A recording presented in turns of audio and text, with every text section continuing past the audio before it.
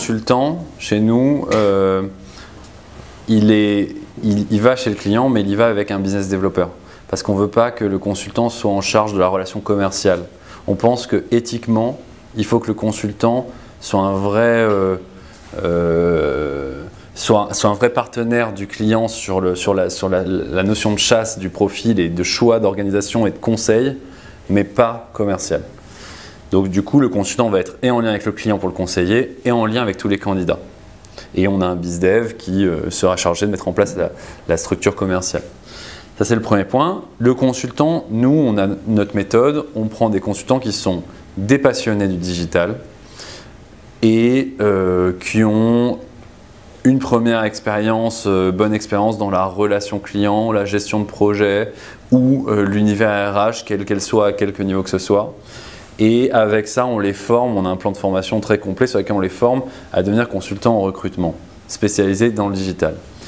Après, les profils qui sont spécialisés sur le profil technique… Dans ce plan de formation, justement, enfin, les éléments que vous leur apportez pour… On a un plan qui dure 3 à 6 mois et qui t'apprend le métier de consultant en recrutement avec les affinités qui vont dans les startups. Parce qu'on s'est rendu compte, par exemple, pour les startups, qu'il n'y avait pas uniquement d'aller chasser le profil, justement… Adapter, trouver une méthodologie spécialement pour les startups, c'était de comprendre que si elles galéraient, c'est parce qu'elles ne savaient pas rendre attractif leur projet, qu'elles ne savaient pas se créer ce qu'on appelle une marque employeur, qu'elles ne savaient pas faire un processus de recrutement clean, adapté au poste, qu'elles ne savaient pas choisir le type de profil en fonction du poste, donc qualifier un poste et un profil et faire une adéquation, qu'elles ne savaient pas l'intégrer. Enfin bref, on s'est rendu compte qu'il y a toutes les étapes à mettre en place et quand on a closé ça, après ça déroule, quoi. Donc du coup, il y a la notion de conseil et la notion technique, c'est comme si tu demandes à un RH s'il fait tous les métiers pour lesquels il s'occupe. Ça a toujours été bizarre dans la tête des gens de se dire qu'un RH pouvait comprendre les postes sans les faire, mais c'est le cas. Nous spécifiquement, parce que les mecs sont spécialisés dans les profils techniques, ils sont passionnés là-dessus. Toutes les semaines, ils se font des points d'innovation sur les différents sujets. Je ne pense pas qu'il y ait beaucoup de candidats qui nous en fument. On a des questions clés, on les revoit beaucoup. En plus, vu qu'on travaille avec un grand nombre de personnes sur le marché, maintenant il suffit de passer un coup de fil pour savoir où le mec a travaillé juste avant, pour savoir ce qu'il vaut. Donc du coup, il y a ces trucs-là. Et on s'assure qu'il y ait un vrai test technique qui soit effectué directement chez le client parce qu'on considère que c'est sur l'environnement client qu'on peut savoir si le mec est bon ou pas. Pour information, pourquoi on ne le fait pas nous, le test technique? Parce qu'on s'est rendu compte que tu as déjà un client qui nous a dit d'un candidat il est nul et l'autre client nous a dit il est top. Et simplement pour une chose, c'est que les environnements techniques sont pas les mêmes, les qualités demandées sont pas les mêmes, même pour le même langage, hein. Et du coup, ça crée des différences, quoi. Je pense qu'on a bossé depuis 2 mois beaucoup sur des profils Scala. Je ne sais pas si ça vous parle. Voilà, on a dû sponsoriser tous les événements Scala. On a dû aller les chercher à leur école à Genève. Il y en a 40 par an. Un peu en surface sur les langages un peu PHP, Python, Ruby, etc. Quel serait le breakdown un peu de… En fait, tous ces marchés, PHP, Ruby, Java, c'est des marchés qui tournent, sur lesquels on voit une forte demande, de plus en plus de personnes qui se forment. Il y a un marché qui est très intéressant pour les candidats. Il n'y a pas de, je ne pourrais pas te dire qui est plus, qui est moins. Je sais juste qu'on a vu, nous, des marchés se cracher et que par exemple, au début, on avait beaucoup de demandes en Flash, nous. Enfin, en 2009, il y avait beaucoup de demandes en Flash, les gars. Désolé. Et ça, c'est un truc, comment on dit, les langages qui se crachent au profit d'autres langages, c'est un truc qui va aller, je pense, encore en continuant. Et il y a un vrai, dans le job développeur, je pense qu'il y a un vrai challenge de veille qui est très très important. Et parce que les marchés, ça se retourne très vite. Et d'un coup, si l'offre et la demande se retournent parce que le dernier produit sorti la dernière version sortie de la techno ne branche plus personne ou il y a une techno incroyable qui vient de sortir, et bien il faudra avoir la capacité de l'intégrer et de faire le bon choix de carrière. Et ça c'est vraiment dur, c'est vraiment spécifique au métier de développeur. Justement, par rapport à ça, tout à l'heure, tu disais avoir une base de données. Ouais. À côté de ça, tu dis que le marché les langages peuvent vite se retourner, que le marché évolue, mais donc qu'il n'est pas forcément en termes de technicité et de spécificité, il va dire que le spectre n'est pas forcément beaucoup plus large. Et est-ce qu'à terme, ces profils peuvent être intégrés au marché, où il y a une sélection qui devient de plus en plus vraiment difficile comme sur d'autres marchés. Je pense au marketing, à la com, c'est un truc que je connais, mais voilà. Juste savoir si le marché ou la start-up française qui fait ton rêver peut intégrer tous ces profils, ou alors si c'est vraiment... Ah mais là, pour le coup, sur le marché, la vérité, elle est très simple, elle est qu'il y a beaucoup plus d'offres, c'est-à-dire il y a beaucoup plus de jobs que de gens sur la technique. Ça, c'est un fait. Ça ne veut pas dire que c'est facile de trouver un job parce que les entrepreneurs sont rigoureux et savent que souvent, leur clé de voûte, la clé de la réussite de leur succès, c'est la technicité de leur projet. Donc, ils ne vont pas aller au rabais.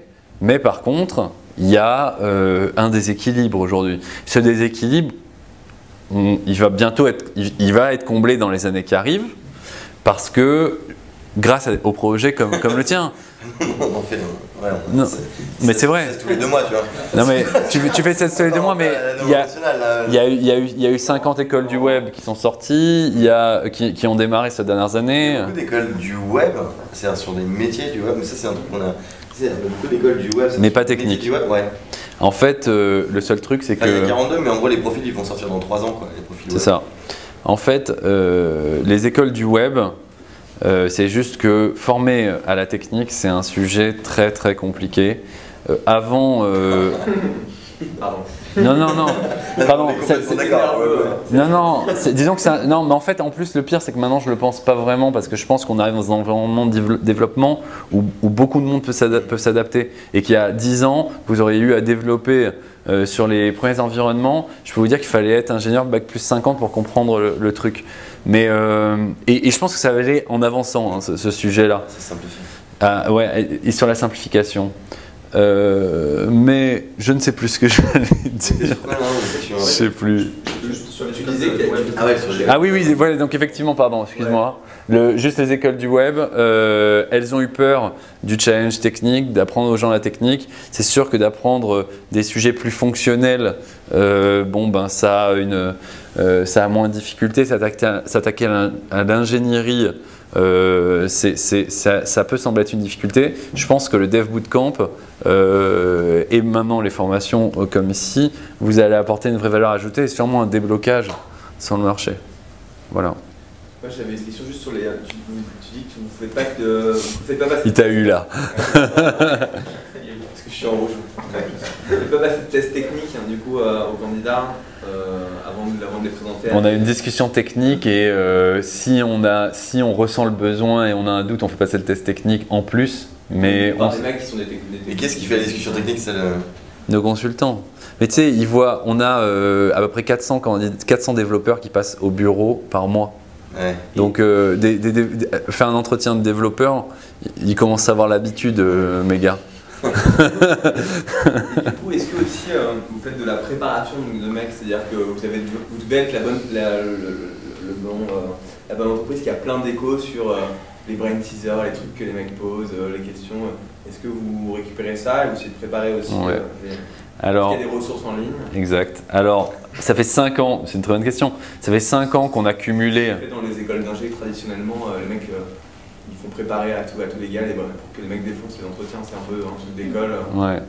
Ben, je sais pas comment ils le font dans les écoles, en tout cas, moi j'avais pas vu ça, enfin moi j'avais pas eu cette info-là, mais en tout cas, nous ce qu'on a fait, c'est que pendant 5 ans, on a accumulé des infos, on s'est rendu compte qu'en termes de coaching, maintenant on arrivait à faire quelque chose de vraiment intéressant. Et donc du coup, il y a quelques mois, on a lancé un truc sur un site internet qu'on a appelé Conseil Carrière. Enfin 2 sections même, Conseil Carrière et études de salaire. Maintenant, on fait carrément des études de salaire sur tous les métiers du digital. Et Conseil Carrière, on a identifié les 4 sujets qui sont pour nous indispensables à maîtriser quand on cherche un job. Et on a donné tous les tips qui me semblaient les plus importants. Donc les 4 sujets, c'est le réseau. On a commencé par ça. Avant, il n'existait pas. Avant, on l'intégrait jamais dans le concept de la recherche d'emploi puisqu'il n'avait pas d'intérêt. Maintenant, il est central. Donc le réseau, comment le gérer, comment le créer et les points importants. Le CV, c'est toujours d'actualité, il faut savoir des choses clés. L'entretien et le quatrième point, l'intégration. Parce que là aussi, il y a vraiment un vrai sujet. Qu'est-ce qu'on entend par intégration? Quoi le jour où tu es embauché et les premiers mois de travail. Parce que chez nous, l'intégration, c'est mal. Et au niveau du coup des fees par rapport aux États-Unis, c'est un truc qui est hyper standardisé. Enfin, je sais pas trop, comme tu bosses avec des startups et tout, comment. Enfin, c'est quoi finalement le. Des fees de quoi? De nous? Ouais. Ah bah nous on se. Tu te regardes pas, mec. Nous on se rémunère. Enfin, c'est le client qui nous paye et on se rémunère sur une partie du profil placé. Mais tout ça, c'est notre service avec le client, le candidat. De son côté. Non, c'est pas du tout dans la discrétion. Moi, j'avais l'impression que Outre-Atlantique, c'était un truc où il y avait des job fees forcément énormes. Enfin, j'ai juste des clichés là-dessus. Voilà. Non, on a des job fees adaptés à l'univers des startups quand même si on n'a pas la chance de pouvoir. Le truc, c'est qu'on s'est rendu compte que pour bosser, faire des recrutements dans des startups, ça demandait un gros travail. Et on n'a pas la possibilité de proposer un service bas de gamme qui puisse rentrer dans le cadre des startups qui n'ont pas levé. On n'a quasiment aucun client qui n'a pas levé. Par contre, dès qu'il y a levé, on structure le truc et on aide vraiment sur le phénomène de croissance. Donc l'idée est là. Juste pour terminer sur le sujet de c'est